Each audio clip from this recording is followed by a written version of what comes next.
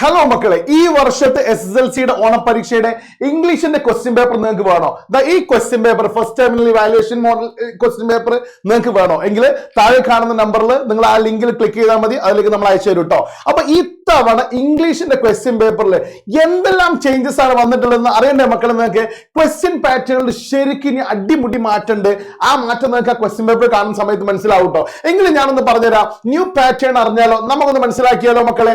Here we go. നമ്മൾ അറിയാൻ വേണ്ടി പോട്ടെ പുതിയ പാറ്റേൺ എന്താന്നുള്ളത്. ആ സാധാരണ ഉണ്ടാവുന്നത് പോലെ ആദ്യം ഒരു റീഡിംഗ് കോംപ്രഹെൻഷൻ, ഒരു പാരഗ്രാഫ് തരും. ആ പാരഗ്രാഫിന് ഒരു പ്രോസ് തരൂലേ, അത് 5 മാർക്കിന്റെ ക്വസ്റ്റ്യൻ ഉണ്ടാവും. Clear right? നെക്സ്റ്റ് ഒരു റീഡിംഗ് കോംപ്രഹെൻഷൻ, ഒരു പോം അല്ലെ, ഒരു കവിത തന്നിട്ട് അതിന് 4 മാർക്കിന്റെ ക്വസ്റ്റ്യൻ ഉണ്ടാവും. പഴയതുപോലെ തന്നെയാണ് ഇത് കേട്ടോ, പഴയതുപോലെ തന്നെ, പ്രത്യേകിച്ച് ഒരു മാർക്സ് ഇല്ല. But at the same time ഇവിടെ നിങ്ങളൊരു കാര്യം മനസ്സിലാക്കണം. അപ്രീസിയേഷൻ ഈ വർഷം വരുന്നത് വെറും 4 മാർക്ക് മാത്രമാണ് വരുന്നത്. 4 മാർക്കിന്റെ ഈ അപ്രീസിയേഷന് ഭയങ്കര ഓവർ ലെങ്തി പഠിക്കേണ്ട ഒരു ആവശ്യമില്ല. ഒരു ആവറേജ് വെച്ച് പഠിച്ചാൽ മതി എന്നുള്ളത് മനസ്സിലാക്കുക. നമുക്ക് ആകെ 2 കവിതകളെ പഠിക്കാനുള്ളൂ. അപ്പൊ ഏതിന് വരിക എന്നുള്ളത് നമുക്ക് ഗസ് ചെയ്യാൻ പറ്റും. ലാസ്റ്റിലുള്ള കവിതയ്ക്ക് വരാൻ ഒരു സാധ്യതയില്ല, ഫസ്റ്റുള്ള കവിതയ്ക്ക് വരാനാണ് സാധ്യത. ക്ലിയർ? മനസ്സിലാക്കി വെക്കട്ടോ. എങ്കിലും നമ്മൾ എന്ത് ചെയ്യുക, ലാസ്റ്റ് 2ഉം പഠിച്ചു വെക്കുക. ക്ലിയർ? റൈറ്റ്? നെക്സ്റ്റ് നോക്കിക്കോളൂ. റീഡിംഗ് കോംപ്രഹെൻഷൻ, ഒരു അൺസീൻ പ്രോസ്, നമ്മൾ കാണാത്ത ഒരു പാരഗ്രാഫ് തന്നിട്ട് അതിന് 5 മാർക്കിന് ക്വസ്റ്റ്യൻ ഉണ്ടാവും. ഇതും സാധാരണ ഉള്ളതുപോലെയാണ് കേട്ടോ. ഇവിടെ ഒരു കാര്യം നോക്കൂ, അപ്രീസിയേഷന്റെ 4 മാർക്ക് എന്ന് പറയുന്ന ഒരു അസാധാരണമായിട്ടുള്ള ഒരു പ്രോസസ് ആണ്. മറ്റൊരു കാര്യം, റൈറ്റപ്പ് അല്ലെങ്കിൽ റിവ്യൂ, ഏതെങ്കിലും ഒന്നെടുക്കുക 7 മാർക്കിന് എഴുതാൻ പറ്റും നിങ്ങൾക്ക്. ഇതും സാധാരണ ഉള്ളതുപോലെ തന്നെ 7 മാർക്കിന്റെ ക്വസ്റ്റ്യൻസ് ഒന്ന് റൈറ്റപ്പ് അല്ലെങ്കിൽ റിവ്യൂ എഴുതാനാണ് ഉണ്ടാവല്. ബൈ ദ വേ, ഇവിടെ ഒരു കാര്യം മനസ്സിലാക്കണം. 6 മാർക്കിന്റെ 2 ക്വസ്റ്റ്യൻസും 4 മാർക്കിന്റെ 2 ക്വസ്റ്റ്യൻസും നിങ്ങൾക്ക് ചോയ്സ് ഉണ്ടാവും കേട്ടോ. എങ്ങനെയാണ് ആ ചോയ്സ് വരിക എന്നുള്ളത് ഞാൻ പറഞ്ഞു തരാം, ശ്രദ്ധിക്കുക. നോക്കൂ, പ്രൊഫൈലിന് ഒബ്വിയസ്ലി നിങ്ങൾക്ക് അറിയുന്ന പോലെ 6 മാർക്ക് ഉണ്ടാവും. പിന്നെ ഒബ്ജക്റ്റീവ് അനാലിസിസ് എന്ന് പറയുന്നത് നമ്മൾ ഉണ്ടാവില്ല, ഒന്നുകിൽ ഒരു ബോക്സ് തന്നുകൊണ്ടോ അല്ലെങ്കിൽ ഒരു ഡയഗ്രാം തന്നുകൊണ്ടോ അതിൽ നിന്ന് കുറച്ച് ക്വസ്റ്റ്യൻസ് ഉണ്ടാവില്ലേ, അതിൽ നിന്ന് ഒരു 5 മാർക്കും പിന്നെ 20 മാർക്കിന് ഒബ്വിയസ്ലി നിങ്ങൾക്ക് അറിയുന്ന പോലെ ഗ്രാമറിന്റെ ക്വസ്റ്റ്യൻസ് ആണ് ഉണ്ടാവുക. അപ്പൊ ഇത്രയാണ് നമ്മുടെ പാറ്റേൺ എന്ന് പറയുന്നത്. ഇവിടെ നമ്മളൊരു കാര്യം കൂടെ ശ്രദ്ധിക്കേണ്ടതുണ്ട്, നോക്കിക്കോളൂ കേട്ടോ. വലിയൊരു ചേഞ്ചസ് എന്ന് പറയുന്നത്, നമ്മൾ അൺസീൻ പാസേജ് എന്ന് പറഞ്ഞില്ലായിരുന്നോ, അല്ലെ? അൺസീൻ പാസേജ് പറഞ്ഞില്ലായിരുന്നോ? ഈ അൺസീൻ പാസേജ് നമുക്ക് MCQs ഉണ്ടാവും, അതായത് മൾട്ടിപ്പിൾ ചോയ്സ് ക്വസ്റ്റ്യൻസ് ഉണ്ടാവും. ഒരു ചോദ്യം തരും, അതിന് 1 ABCD എന്ന് പറയുന്ന ഓപ്ഷൻസ് ഉണ്ടാവും. ഇതിൽ ഏതാണ് റൈറ്റ് ആൻസർ അത് എഴുതാനാണ്, അതാണ് MCQ, മൾട്ടിപ്പിൾ ചോയ്സ് ക്വസ്റ്റ്യൻസ് എന്ന് പറയുന്നത് കേട്ടോ. മക്കളെ അതുണ്ടാവും, നമ്മൾ അത് എന്ത് ചെയ്യണം, നോക്കിയിട്ട് കറക്റ്റ് കുത്തണം കേട്ടോ. നെക്സ്റ്റ്, നമുക്ക് അപ്രീസിയേഷൻ എഴുതാന്ന് പറഞ്ഞില്ലായിരുന്നു 4 മാർക്കിന്. പക്ഷെ ഇവിടെ ഇത്തവണ ഒരു പ്രത്യേകത ഉണ്ട്.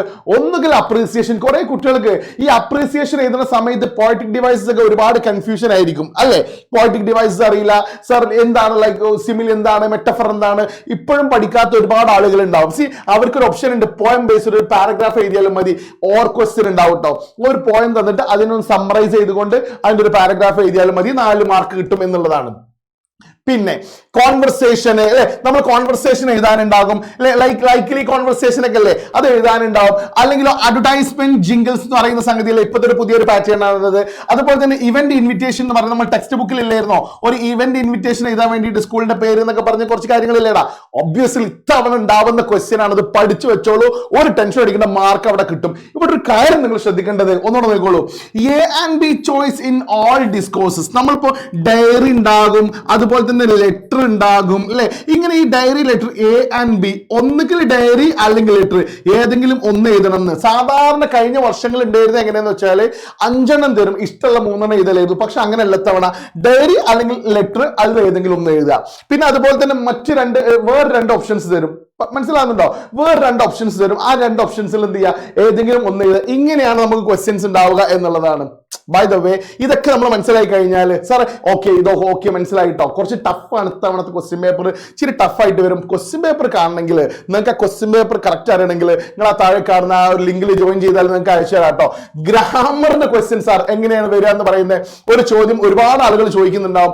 നോക്കൂ, ഇത്തവണ ഗ്രാമർ ഒരു സ്പെഷ്യാലിറ്റി ഉണ്ട്.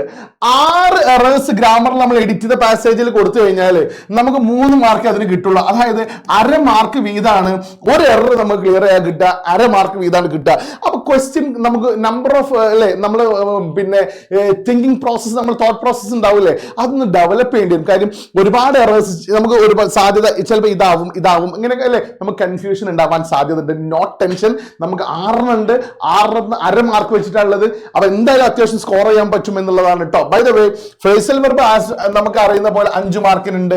പിന്നെ പ്രിപ്പോഷനും അതുപോലെ തന്നെയാണ്. 6 എഡിറ്റിംഗ് വന്നു കഴിഞ്ഞാൽ 6 പ്രിപ്പോഷൻ വെക്കേണ്ടടുത്ത് നിങ്ങൾക്ക് 3 മാർക്കേ കിട്ടുന്നുള്ളൂ. അപ്പൊ ഇതുപോലെയാണ് നമ്മൾ ക്വസ്റ്റ്യൻ പേപ്പർ വരുന്നത്.